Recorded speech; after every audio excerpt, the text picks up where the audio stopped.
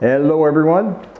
Today I've got 3 fantastic horror books for you that I think you definitely need to check out. They are all vastly different, dealing with different subjects, but they're all really good. These are 3 that I've recently read, although a couple of them are a little older. I believe 2018 and 2015 respectively. But they're all fantastic and they're all ones I can't wait to tell you about. But as always, I want to remind you first that I have books for sale, and if you want to read any of the books you see on your screen, simply click the link in the description. All right, let's get started. All right, so the first book I want to tell you about today is the newest one. It came out last month, I believe. This is called Mr. Jacobs versus the Demonic Clowns from the Great Beyond by Jeff Fulchinsky. This is a horror comedy, of course, but it's so well written and it's so bloody and gory, and really it is funny.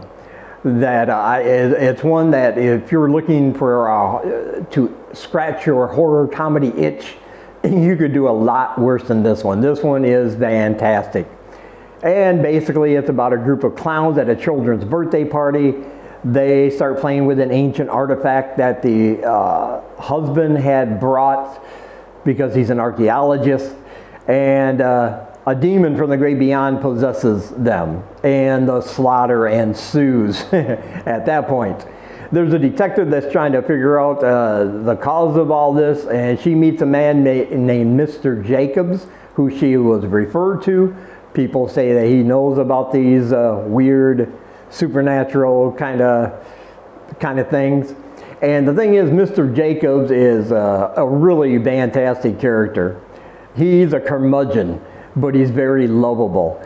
And the conversation, the back and forth in this book is just, it's smart and it's whip fast, you know. And we're going to meet some characters, and this little group is going to find out what is going on with these murders that are taking place at the hands of these possessed clowns. And as they do, they're going to find themselves in situations that are both horrifying and extremely funny as well. And then of course there will be a final showdown at the end, but I don't want to give anything away. This book is fantastic. I really don't have enough good things to say about it. It's just one of those you read, you get into, you're laughing along, you're right there in the action. That dialogue is just so crisp and clean. I really love this book. And it's only, I think, 113 pages, so it's not going to take you long to read, but it's definitely one you want to check out. I highly recommend it.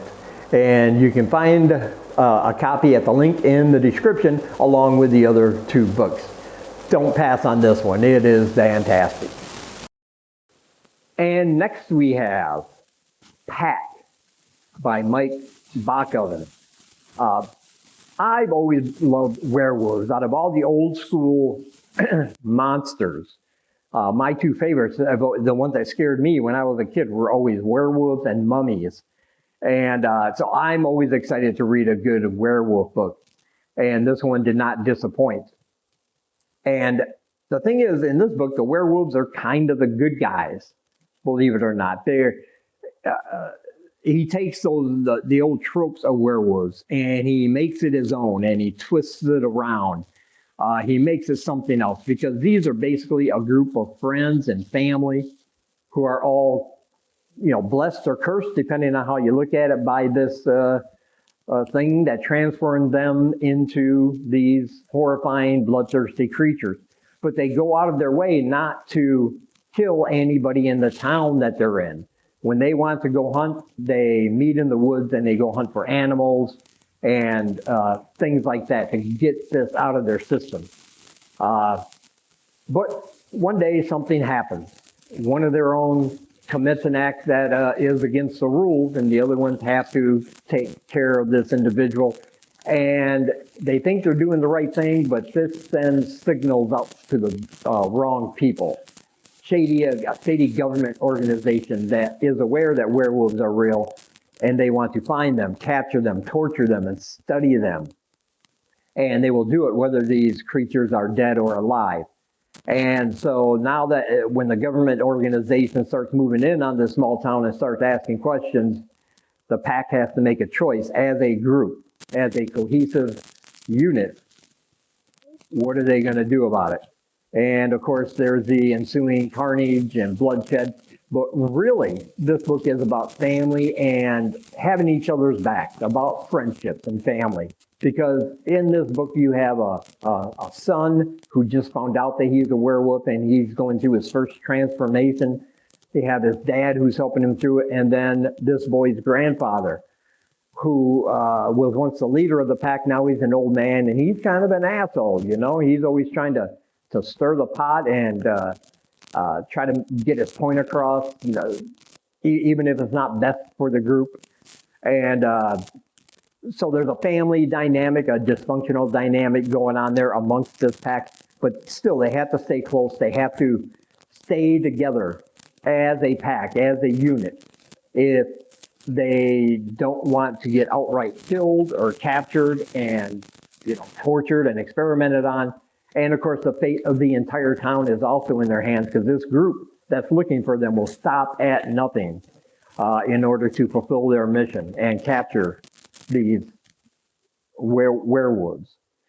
It is a very exciting book. It's full of action. It's got the family drama. It's got enough blood and gore in there because, of course, you're dealing with creatures that will just rip you apart at the drop of a hat. And the transformations are beautifully written, and you really feel like you're in there and you're watching these humans transform into these wild beasts. And like I said, as a kid, I loved werewolves. Those things scared me. And this book brought back all those old feelings. I absolutely love this book, and I highly recommend it to you. Pack, and you can find the link, of course, in the description. And now we have a book called Night Train by David Quintick. This is a really weird hybrid of horror and kind of science fiction.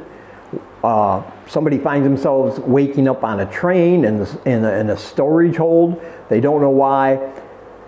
But they are going to find out once they escape that storage hold, because they are not on a regular train. They're not even really in this dimension. It's like a train ride from hell. This train keeps going and going and going. And she'll meet other people, other passengers in this train that are still alive, although the majority of them are dead for some reason. But we're going to find out why all that happens as this book progresses. And along the way, we're going to see some things in this train, different cars in this train that are like almost portals to another world. We're going to find out exactly how she got in that position where she's locked in this storage unit in this train. And this is a very fast-paced roller coaster ride, a train ride through hell.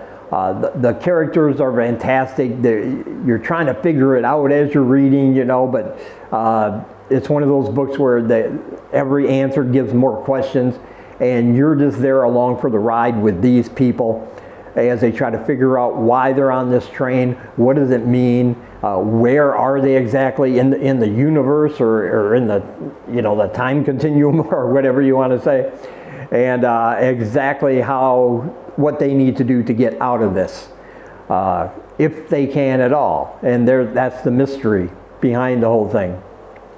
This is just a fast-paced, very well-told science fiction horror story that I really, really enjoyed. And I really think it's kind of weird, it's kind of out there, but it's also very horrific and very bloody at times. And it has this great mystery about what's going on here, because these situations are just out there, man. They are just weird enough for me to really, really sink my teeth into. And I couldn't have enjoyed this book more. I really, really loved it. So yeah, pick up your copy of Night Train. And again, you can do that at the link in the description. And as always, I want to say thank you for taking some of your time and spending it here with me. Be sure to check out all my links in the description below. And until we meet again, keep reading spooky, my friends.